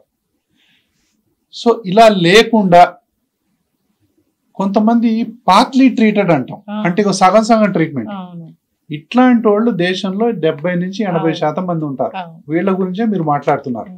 వీళ్ళు ఏంటంటే హాస్పిటల్ పోయేంత పెద్దగా ఉండదు, ఇంట్లో ఉండేంత చిన్నగా ఉండదు, ఇబ్బంది ఉంటుంది. ఇబ్బంది నైట్ ఎంత ఇబ్బంది ఉంటుంది అంటే ఈ రోజు రేపు గ్యారెంటీగా హాస్పిటల్ పోవాల్సిందే అని డిసైడ్ అవుతారు. నైట్ మార్నింగ్ కల్లా బాగానే ఉంటుంది. బాగానే ఉందిగా ఇప్పుడు ఎందుకులే, మళ్ళీ ఇప్పుడు చూద్దాంలే. ఇట్లా సంవత్సరాలు గడిపిన వాళ్ళని చూశాను. ఇది partly controlled or partly treated asthma అంటాం. ఇదేమో totally untreated and uncontrolled asthma అంటాం. ఇదేమో normal or totally controlled treatment అంటాం, ఆస్మా ట్రీట్మెంట్ అంటాం. ఈ విధంగా అవటం అనేది లక్ష్యం. చాలా మంది ఇప్పుడు ఈ విధంగా అసలు వైద్యం తీసుకుని వాళ్ళు దేశంలో కొన్ని కోట్ల మంది ఉన్నారు ఇంకా ఇలాగే బాధపడుతూ. సో వీళ్ళు అంటే ప్రతిరోజు నరకాన్ని అనుభవిస్తూ ఉంటారు. అసలు ఎందుకు ఈ జీవితం అనుకుంటారు. ఒక్కసారి పోయినా బాగుండు అనుకుంటారు, ఎక్కడ నన్ను రైలు కింద తలబెట్టి పోతే బాగుండు అనుకుంటారు, ఏదైనా బాయిలు దూకితే బాగుండు అనుకుంటారు, విషం తాగితే బాగుంది. అంత అవసరం లేదు. మంచి మందులు ఇప్పుడు అందుబాటులో ఉన్నాయి. ఎవరైనా అట్లా అనుకుంటే అది చాలా చాలా పొరపాటు. చాలా హాస్పిటల్ పోయాం, అలాంటి డాక్టర్ గారు ఇక నీ జీవితాంతం అంతే అని చెప్పాడు, ఇంకా నీ బతుకు ఇంతే అని చెప్పాడు అని చెప్పి కొంతమంది హాస్పిటల్కి రాకుండా ఉన్న వాళ్ళు కూడా ఉంటారు. మీకు ఏ డాక్టర్ చెప్పాడు, ఎట్లాంటి డాక్టర్ చెప్పాడు అని పక్కకు పెట్టండి. కానీ అలర్జీ ఆస్మాకు మంచి వైద్యం అందుబాటులో ఉంది. తుమ్ములు ఉన్నాయి, జలుబు ఉంది, దగ్గు ఉంది, తెమడొస్తుంది, ఆయాసం వస్తుంది, ఏ పని చేసినా కూడా ఆయాసం వస్తుంది, మెట్లెక్కితే ఆయాసం వస్తుంది, అద్దింట పడట్లేదు, ఇద్దింట పడట్లేదు, ఊరికే దగ్గుతా ఉన్నారు, మనకు ఇట్లా చేసేటటువంటి వైద్యం అందుబాటులో ఉంది అనేది ఒకటి ఇది తెలుసుకోవాలి. ఇలాంటి వాళ్ళు ఏంటి పార్ట్లీ ట్రీటెడ్ కేసెస్ ఎప్పుడో మీరు అన్నట్టు 5 సంవత్సరాల కింద 10 సంవత్సరాల కింద వచ్చేసి మళ్ళీ వాళ్ళకి ఇష్టమైనటువంటి ఇన్హేలర్స్ మళ్ళీ రిలీవర్సే వాడుతూ ఉంటారు. సో ఇవన్నీ కూడా అంటే పని అంతా డిస్టర్బ్ అయితేనే ఉంటది. ఏదైనా ఫంక్షన్ పోదాం అంటే పోలేరు, ఏదైనా పిల్లల్ని తీసుకొని టూర్ పోదాం అంటే పోలేరు, ఏదైనా సెకండ్ షో సినిమా పోదాం అంటే పోలేరు, ఏదైనా కష్టం వచ్చేటటువంటి పని పోలేరు. పోస్ట్ పోన్ అన్నా చేస్తారు, అవాయిడ్ అన్నా చేస్తారు.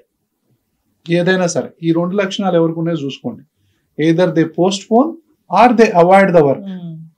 బయటికి పోవాలా, ఏం పోతానులే, రేపు పోదాంలే, అట్లా అనుకున్నారంటే అట్లా అనుకున్నారు అంటే ఈ ప్రాబ్లం ఎక్కడో ఒక చోట ఉన్నట్లే. ఎవరికి, ఎవరిలోనైతే తుమ్ములు, జలుబు, దగ్గు, ఆయాసం, అది పడదు ఇది పడదు అనే వాళ్ళల్లో మనం పోస్ట్ పోన్ చేస్తున్నాము అంటే వాళ్లకు అన్ట్రీటెడ్ అలర్జీ ఆస్మా ఉన్నట్టే లెక్క. అయితే వాళ్ళు అట్లా బాధపడాల్సిన అవసరం ఈ రోజుల్లో లేదు అని చెప్పడం మన ఉద్దేశం. ఎందుకంటే అంత మంచి వైద్యం అందుబాటులో ఉంది. అసలు దేని వల్ల వస్తుందో తెలుసుకోవచ్చు. డస్ట్ వల్ల వస్తుందా, పోలెన్ వల్ల వస్తుందా, బొద్దింకాల వల్ల వస్తుందా, లేకపోతే ఇప్పుడు ఎన్నో రకాల అంటే ఫంగస్ వల్ల వస్తుందా, అన్ని అలర్జీ టెస్ట్లు అనేది అందుబాటులో ఉన్నాయి. ఇప్పుడు దేని వల్ల వస్తుందో తెలుసుకోవచ్చు. డస్ట్ కు ఎక్కువ ఈ దేశంలో డస్ట్ మైట్ ఎలర్జీ ఎక్కువ అమ్మా. డస్ట్ మైట్ ఎలర్జీకి డస్ట్ మైట్ స్పెసిఫిక్ ఇమ్యునోథెరపీ అనేది అందుబాటులో ఉంది ఇప్పుడు. అంటే ఏంటి, టాబ్లెట్ రూపంలో ఈ డస్ట్ ఎలర్జీ ఉన్న వాళ్ళకి ఆ మందులు వాడాం, ఈ మందులు వాడాం, ఆ ఇన్హేలర్ వాడాం, ఇది వాడాం, ఏది వాడినా తగ్గట్లే డాక్టర్ అని ఒక 100 మందిలో ఒక 5-6 అంటుంటారు. వాళ్ళకి ఇమ్యునోథెరపీ కూడా ఇప్పుడు అందుబాటులో ఉంది. అంటే ఏంది, ఆ డస్ట్నే మనము ఒక పౌడర్గా చేసి దాన్నే ఒక టాబ్లెట్ గా చేసి దాన్నే నోటి కింద పెట్టడం, వ్యాక్సిన్ లాగా. ఆ టాబ్లెట్ మనం 1 సంవత్సరమో 2 సంవత్సరాలు కనుక వాడినట్లయితే తర్వాత ఎంత డస్ట్ కి ఎక్స్పోజ్ అయినా కూడా తుమ్ములు రాని పరిస్థితి ఏర్పడదు. దాన్ని ఇమ్యునోథెరపీ అంటాం. సో ఇది శ్వాస హాస్పిటల్లో డస్ట్ మైట్ ఇమ్యునోథెరపీ కానీ అన్ని రకాల ఇమ్యునోథెరపీలు ఇప్పుడు అందుబాటులో ఉన్నాయి.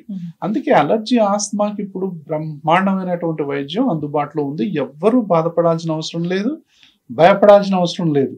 మందులకు భయపడతారు, స్టీరాయిడ్స్ అనగానే భయపడతారు, ఇన్హేలర్స్ అనగానే భయపడతారు, తల్లిదండ్రులు అయితే గజగజ వణికిపోతారు. దాని తర్వాత ఇట్లా ఎవరికి అవసరం లేదండి, అంత మంచి వైద్యం ఉంది. డాక్టర్ గారు అట్లా ఫుల్లీ ట్రీట్ అయిన తర్వాత అది అట్లా ఉంటదా? మళ్ళీ ఇంకొకటి, ఇప్పుడు ఏంది ఒకసారి ఇట్లా అయిపోయింది మరి మాటి మళ్ళీ నేను హాస్పిటల్కి రావాలండి అంటారు. ఒకసారి ఇట్లా అయితే మనం ఇట్లా ఉన్న వాటిని ఇట్లా చేసిన తర్వాత ఒక్కసారి కనుక ఇట్లా అయ్యి జీవితాంతం ఇట్లా ఉంటే అసలు అలర్జీ ఆస్మా అంటే భయం ఎందుకుంటుంది ఎవరికైనా? ఇది కంట్రోలబుల్ డిసీజ్ అంటాం, ఇట్ ఇస్ నాట్ క్యూర్. ఒకసారి ఇట్లా చేస్తే ఇట్నే ఉండదు. బీపీ వచ్చింది, ఒక వారం రోజులు 10 రోజులు వాడాము, మళ్ళీ జీవితంలో బీపీ రాదు అంటే ఎంత ఆనందంగా ఉంటుంది. మేనేజ్ చేసుకుంటుండాలి అంటే క్యూర్ అయినట్టే కదా. కానీ బీపీ క్యూర్ ఏం లేదు. షుగర్ ఉంది, వారం రోజులు 10 రోజులు వాడాము, ఇంకా అసలు జీవితంలో మనకు అది రాదు అనేటట్టు ఉంటే దాని గురించి భయం ఏముంటది. అంటే లైఫ్ స్టైల్ డిసీజెస్ అంటాం. కొన్ని ఇప్పుడు డయాబెటీస్ రివర్సల్ కేసులు వస్తున్నాయి, బీపీని కూడా రివర్స్ చేసేటటువంటిది ఉంటది. ఎప్పుడు దానికి సరి అయినటువంటి కారణాన్ని మనం కనిపెట్టి తాళానికి దగ్గర తాళం చెవిలాగా కరెక్ట్ వైద్యం కనుక చేయగలిగితే అది రివర్స్ అయ్యేటటువంటి అవకాశాలు ఉంటాయి. అయితే ఎప్పుడు చూసినా కూడా అంటే ఏంటి, జీన్స్ ఒకటి, తల్లిదండ్రుల నుంచి వచ్చే జీన్స్ ఒకటేమో ట్రిగ్గర్స్. ఇది జీన్స్, ఇది ట్రిగ్గర్. ఇప్పుడు ఏం చేస్తున్నాం, ఈ రెండింటి మధ్యలో ఒకటి మనం మెడిసిన్ పెడుతున్నాం కాబట్టి ఇలా ఉంటాయి. ఈ మెడిసిన్ తీసేయగానే మళ్ళీ 2 కలుస్తాయి. ఎప్పుడైతే మళ్ళీ 2 కలుస్తాయో మళ్ళా ఇవి మళ్ళీ మూసుకుంటాయి. కాబట్టి మళ్ళీ పెట్టాలి. అలా కాకుండా ఇప్పుడు ఇమ్యునోథెరపీ అనేది వస్తుంది కొంతమందిలో. అదే నేను మీకు ఇప్పుడు చెప్పాను.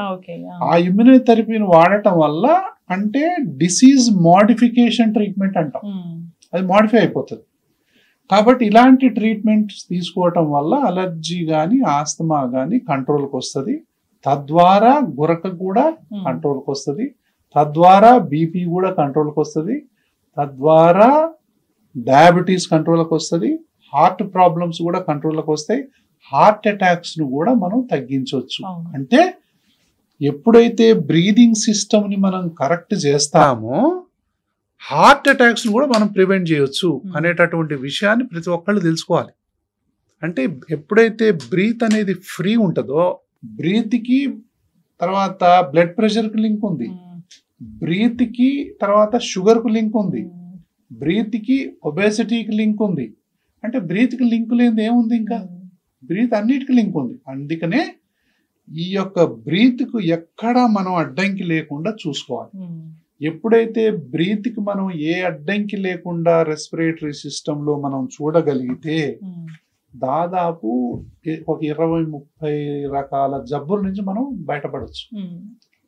కాబట్టి దీన్ని ఇలాగే పెట్టి ఈ వీటిని ఏది కరెక్ట్ చేయకుండా ముక్కులో బ్లాక్ అలాగే ఉంటుంది, టాన్సిల్స్ అలాగే ఉంటాయి, ఎడినాయిడ్స్ అలాగే ఉంటుంది, సైనస్ అలాగే ఉంటుంది, గురక అలాగే ఉంటుంది, ఒబేసిటీ అలాగే ఉంటుంది, అతి నిద్ర అలాగే ఉంటుంది. మనం బీపీని కంట్రోల్ చేయలేం, మనం షుగర్ కంట్రోల్ చేయలేం, మనం హార్ట్ అటాక్స్ని కూడా ప్రివెంట్ చేయలేం, హార్ట్ ఫెయిల్యూర్స్ని కూడా మనం ప్రివెంట్ చేయలేం, తర్వాత ఒబేసిటీని కూడా మనం కంట్రోల్ చేయలేం, తర్వాత దానివల్ల వచ్చే హార్మోనల్ డిస్టర్బెన్స్ని కూడా మనం కంట్రోల్ చేయలేం. అంటే దేన్ని కూడా కంట్రోల్ చేయలేం. సో బ్రీత్ అనేది చాలా చాలా ఇంపార్టెంట్. ఎప్పుడైతే క్లీన్ బ్రీత్, క్లియర్ ఎయిర్వేస్ ఉంటాయో చాలా జబ్బులకు నివారణ అనేది ఆటోమేటిక్గా చూడొచ్చు మనం. చక్కగా చెప్పారు డాక్టర్ గారు. మీ దగ్గరకు ఒక గురక పేషెంట్ వస్తే వాళ్ళకి అసలు ఏది ట్రిగ్గర్ చేసింది, ఏది కారణమైంది, రూట్ కాజ్ ఏంటి, దానికి ఇమ్యూనోథెరపీ ఇస్తారు. మనము దాన్ని మెయింటైన్ చేసుకుంటూ ఉండాలి. వ్యాక్సిన్స్ తీసుకోవాలి. సో డాక్టర్ ఏం చెప్తే ఫాలో అప్ ఖచ్చితంగా కరెక్ట్ గా గనక మనం చేసుకున్నట్లయితే కరెక్ట్ డయాగ్నోజ్ చేయాలి, కరెక్ట్ ట్రిగ్గర్స్ ఏంటో తెలుసుకోవాలి. ఏ ట్రిగ్గర్ ఉందో ఆ ట్రిగ్గర్ ని మనం అవాయిడ్ చేయాలిగా. ఇండోర్ అంతా పొల్యూషన్ పెట్టుకొని మనం ఈ విధంగా కావద్దు అంటే కాకుండా ఉంటాయా?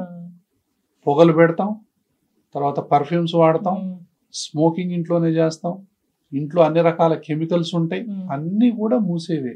Any smoke is poison for the lungs, any smell is a poison for the lungs, any dust or powder is equal to poison for the lungs.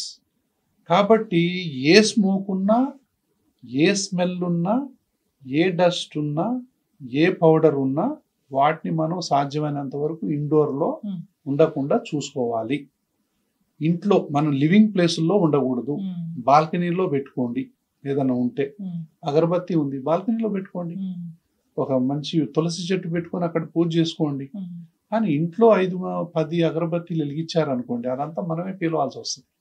కాబట్టి దానివల్ల ఇబ్బందులు వస్తాయి. చిన్నపిల్లలకు సాంబ్రాణి పొగలు వేయకండి, విపరీతమైనటువంటి పర్ఫ్యూమ్స్ బాడీని నింపకండి.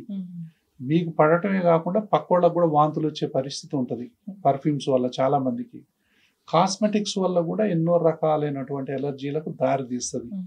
కాబట్టి ఇవన్నీ గనక మనం తర్వాత కుక్క పిల్లలు, పిల్లి పిల్లలు, చిలకలు, పావురాల వల్ల కూడా ఎంత ప్రమాదమో. సో వీటన్నింటి వల్ల కూడా మన యొక్క ఊపిరితిత్తుల ఆరోగ్యం అనేది శరవేగంగా తగ్గిపోతుంది.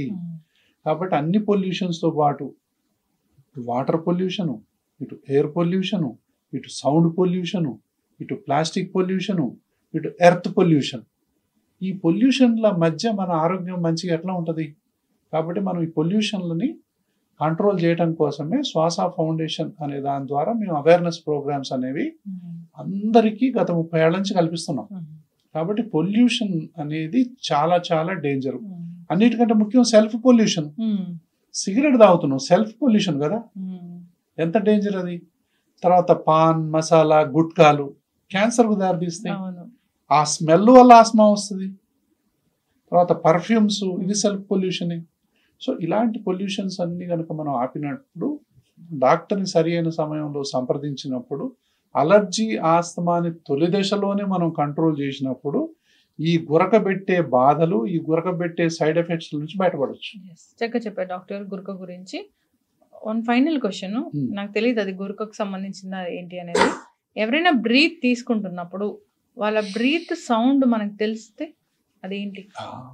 అసలు బ్రీత్ తీసుకుంటున్నట్టు తెలియదు. బ్రీత్ తీసుకుంటున్నట్టు మనకు తెలిసిందంటే మనకి ఏదో అనారోగ్యం ఉన్నట్టే లెక్క. యాక్చువల్గా బ్రీత్ అనేది తెలియని ఒక అన్కాన్షియస్ ప్రాసెస్లో జరిగిపోతుంది. కొంతమంది ఎవ్రీ బ్రీత్ గమనిస్తారు, అది మళ్ళీ మెడిటేషన్లో ఎవ్రీ బ్రీత్ని గమనించడం అంటే నువ్వు ప్రెసెంట్ మూమెంట్లో ఉన్నావని అర్థం. That is okay.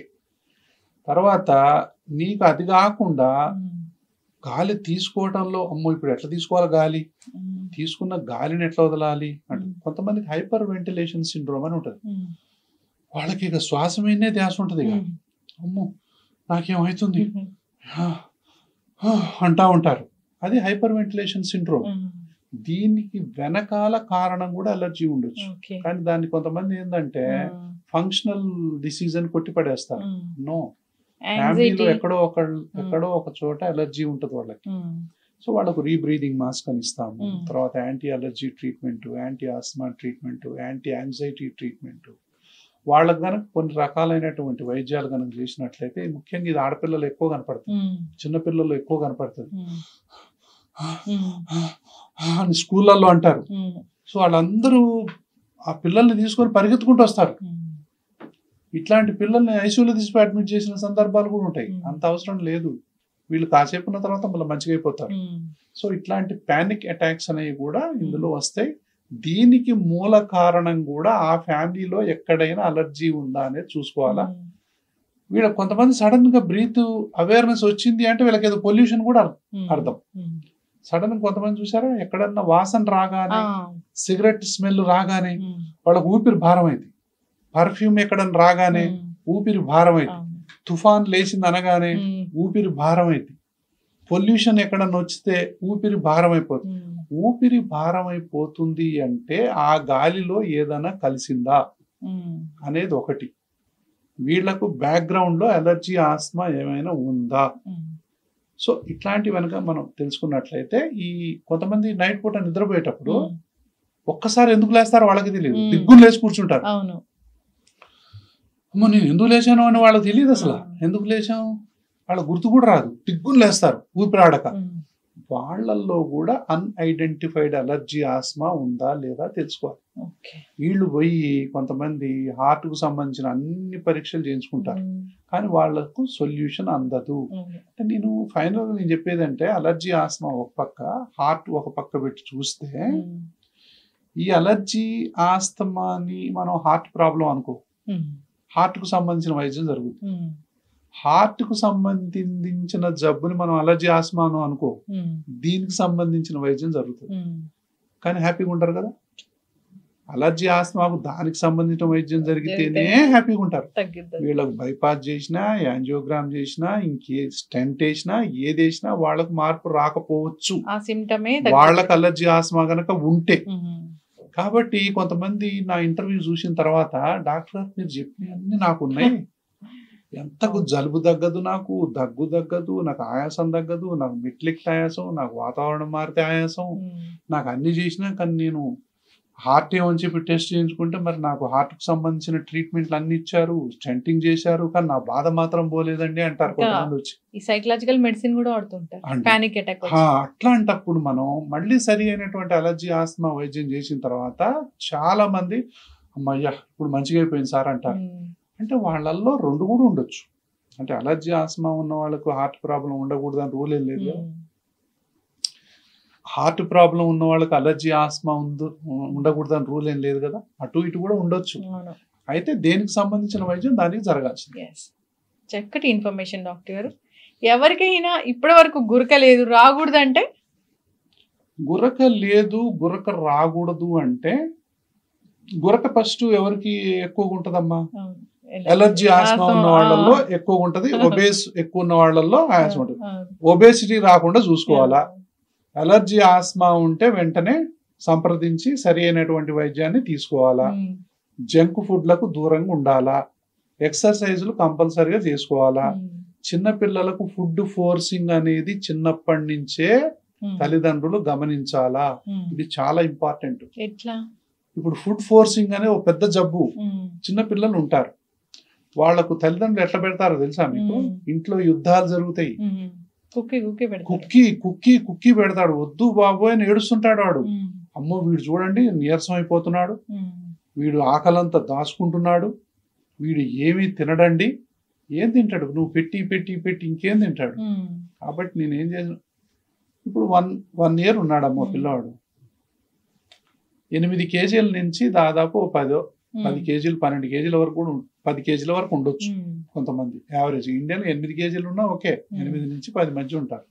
2 ఏళ్ళు ఉన్నాయనుకో 10 నుంచి 12 కేజీలు ఉంటారు. 3 ఉన్నాయనుకో 12 నుంచి 14 కేజీల మధ్య ఉంటారు. 3 ఏళ్ల పిల్లవాడి కుక్కి పెడుతుంటే వాడు బరువు చూస్తే 20 కేజీలు ఉంటాడు. ఇంకా పెడతానే ఉంటారు. ఏంటి కారణం అంటే నీరసం సార్ వీడికంటారు. దయచేసి తల్లిదండ్రులకి నేను చెప్పేది ఏంటంటే ఈ సందర్భంగా ఫుడ్ ఫోర్సింగ్ చెయ్యకండి. కొంతమంది ఇళ్లలో కొంతమంది 2 చేతులు పట్టుకుంటారు, కాళ్ళు 2 పెట్టుకుంటారు, పట్టుకొని ఫుడ్ పెడుతుంటారు. అంటే గృహ హింస ఇది పిల్లలకి. కొంతమంది తల్లిదండ్రులు తల్లి శబ్దం వస్తుంటది, వీడికి అన్నం పెడుతున్నట్టు ఏదో పెడుతూ వాడు పోయి ఎక్కడో దాచుకుంటాడు. ఒక ఇంట్లో దాచుకోవటం, టేబుల్ సాట్ను దాచుకో. అంటే మీరు అన్నం పెడుతున్నారంటే పిల్లలు భయపడి పారిపోయేలాగా మీరు చేయొద్దు. వాళ్ళు వచ్చి అడిగినప్పుడు పెట్టండి. ఫుడ్ ఫోర్సింగ్ చెయ్యొద్దు. ఫుడ్ ఫోర్సింగ్ అనేది ఈ దేశంలో చైల్డ్హుడ్ ఒబేసిటీకి మూల కారణం. తర్వాత ఇళ్లలో కూల్ డ్రింకులు తీసుకొచ్చి పెట్టడం, పిజ్జాలు, బర్గర్లు, జంక్ ఫుడ్లని తీసుకొచ్చి మనం స్టోర్ చేయటం, ఇవన్నీ కూడా బంద్ చేయాలి. ఫస్ట్ 3 years వరకు పిల్లలకు స్వీట్ ఇవ్వద్దు. అది రూల్. ఫస్ట్ 1000 days 1000 days అసలు స్వీట్ ఇవ్వద్దు పిల్లలకి. దానివల్ల మన మైక్రోబయోమ్ అనేది చిన్నప్పుడే తయారైద్ది. ఆ మైక్రోబయోమ్ జీవితాంతం ఉంటుంది. దాన్ని మనం డిస్టర్బ్ చేయొద్దు. మంచి ఫుడ్ వస్తే మంచి బ్యాక్టీరియా పెరుగుతుంది. మంచి బ్యాక్టీరియా ఉంటే మంచి తెలివితేటలు వస్తాయి. మంచి బ్యాక్టీరియా ఉంటే జబ్బులు రావు. మంచి బ్యాక్టీరియా ఉంటే అంత మంచి జరుగుతుంది. ఈ మంచి బ్యాక్టీరియా అనేది మంచి ఫుడ్ మీదనే బతుకుతుంది.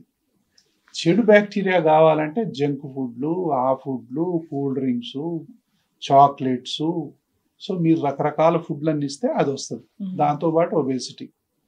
ఎప్పుడైతే చెడు బ్యాక్టీరియా వచ్చి డిస్బయోసిస్ అంటాం, ఎప్పుడైతే వచ్చి చేరిందో that leads to obesity, that leads to diabetes, that leads to cancers, that leads to psychological problems. Intelligence కి మూల కారణం మంచి బ్యాక్టీరియానే. చిన్నప్పుడు తల్లిదండ్రులు ఈ విషయాన్ని గమనించాలి. ఫస్ట్ 3 years వరకు ఎవరు కూడా పిల్లలకు స్వీట్ పెట్టకండి. ఎనీ స్వీట్ అసలు పిల్లలకు స్వీట్ అనేది పెట్టకుండా చేయాలి. దాదాపు సరే ఇప్పుడు ఒకప్పుడు occasional that is okay. But 1000 days ని స్వీట్ పెట్టకుండా పిల్లల్ని పెంచాలి అని నిర్ణయం తీసుకోండి. తీసుకుంటే ఆ పిల్లలకు జీవిత కాలం పాటు మీరు మంచి ఆరోగ్యాన్ని ఇచ్చిన వాళ్ళు అవుతారు.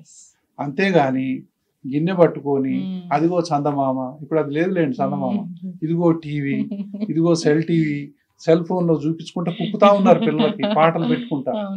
కాబట్టి ఈ కుక్కటం అనేటటువంటిది ఎంత తొందరగా పిల్లలకు తీసేస్తే పిల్లలకు మా అంత స్వేచ్ఛ ఇచ్చిన వాళ్ళం అవుతాం. ఒబేసిటీ బొద్దు ముద్దుగానే కాదు, బొద్దుగున్నారంటే వాళ్ళకు జబ్బుల మయమైపోద్ది. పెరిగిన తర్వాత గురక వస్తుంది. మీరు అన్నారు కదా, గురక రాకుండా ఉండాలంటే మనం ముందు నుంచి ఏం చేయాలా? ఫస్ట్ ఇదే చేయాలా. చిన్న పిల్లలకు ఇది బెటర్.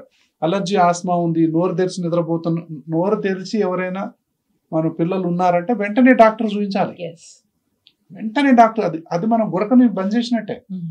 చిన్న పిల్లలు ఎవరైనా నోరు తెరిచి నిద్రపోతున్నారు, మాటికి జలుబు వస్తుంది, టాన్సిల్స్ ఉన్నాయి, ఎడినాయిడ్స్ ఉన్నాయి, చీటికి మాటికి జలుబు చేస్తుంది, చీటికి మాటికి హాస్పిటల్ పోతున్నాం, వాడు ఎప్పుడు చూసినా నోరు తెరిచే ఉంచుతున్నాడు అంటే వెంటనే డాక్టర్ని సంప్రదించాలి. సంప్రదిస్తే వాడి యొక్క బ్రీతింగ్ సిస్టమ్ ని మనం మంచిగా చేయొచ్చు. ఈ విధంగా ఉందో ఏమో, ఈ విధంగా చేసినాం అనుకో ఫ్యూచర్ లో గురకం తీసేసిన వాళ్ళం అవుతాం మనం. కాబట్టి ఒబేసిటీ తీస్తే ఫ్యూచర్ లో గురక తీసేసిన వాళ్ళం అవుతాం. స్వీట్స్ మనం చిన్నప్పుడే ఇవ్వకపోతే గురకం తీసేసిన వాళ్ళం అవుతాం.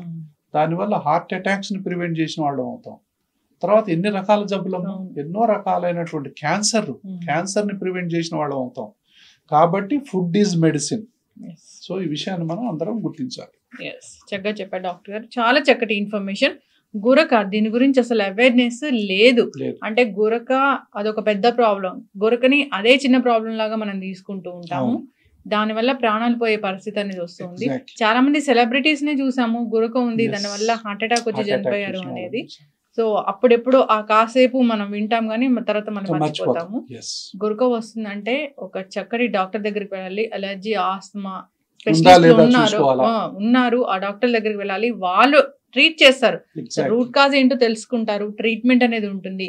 మళ్ళీ మళ్ళీ రాకుండా ఉండాలంటే జాగ్రత్తలు ఏంటి చెప్తారు? ఇమ్యునోథెరపీ అని చెప్పారు, చాలా చక్కటి ఇన్ఫర్మేషన్ డాక్టర్ గారు అదైతే. సో ఎందువల్ల వస్తుంది అనేది, దాన్ని తగ్గించడం అనేది అసలు ఇంకా అంతకన్నా బెస్ట్ ట్రీట్మెంట్ అంటే ఏముంటుంది?